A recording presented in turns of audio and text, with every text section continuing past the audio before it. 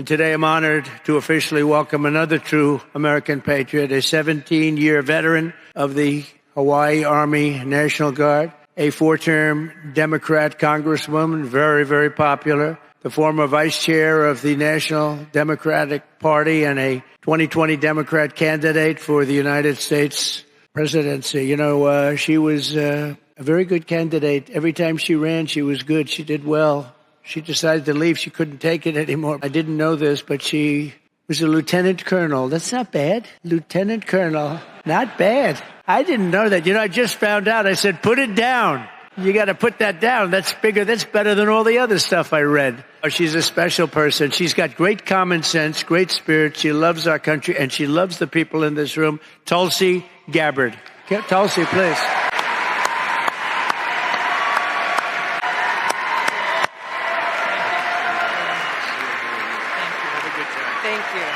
Thank you, Mr. President.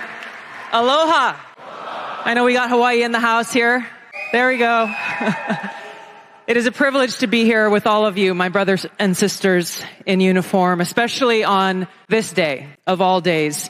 I had the privilege of joining President Trump this morning at Arlington Cemetery, where he joined 2 Gold Star families and loved ones of Staff Sergeant Hoover and Sergeant G, both of whom were 2 of the 13 killed in the Abbey Gate attack 3 years ago today in Kabul. And I can tell you, as we were there, as he laid a wreath at the tomb of the unknown soldier, joining these Marines' loved ones, I felt the sorrow that he shared with them in their loss. I felt and saw his sincere appreciation for these servicemen and women who paid the ultimate price.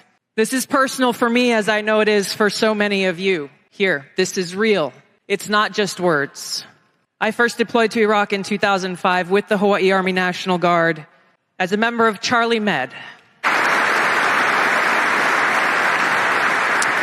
As those of you who were deployed during that time know, it was the height of the war, and sadly, we took many casualties. And every day we were confronted with that high human cost of war and that sadness as we boarded the plane when we left, that we were leaving some of our brothers and sisters behind, only to lose others when we got home to suicide. So I mean what I say when I share with you that I know that President Trump understands the grave responsibility that a president and commander-in-chief bears for every single one of our lives. Whether you're a soldier, you're an airman, a Marine, sailor, or a coastie, he keeps us in his heart in the decisions that he makes. We saw this through his first term in the presidency, when he not only didn't start any new wars, he took action to de-escalate and prevent wars. He exercised the courage that we expect from our commander-in-chief in exhausting all measures of diplomacy, having the courage to meet with adversaries, dictators, allies, and partners alike in the pursuit of peace, seeing war as a last resort. The truth is, as we head towards our decision as a country in November, the same cannot be said about Kamala Harris. In fact, the opposite is true, and we're living through this reality today as this administration has us facing multiple wars on multiple fronts and regions around the world, and closer to the brink of nuclear war than we ever have been before.